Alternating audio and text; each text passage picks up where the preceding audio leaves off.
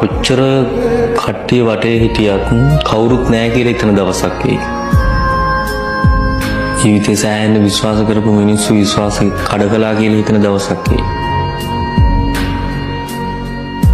තමන්ට දැනෙන දුක කියාගන්න කාත් කවුරුත් නැහැ කියලා හිතන දවසක් එයි.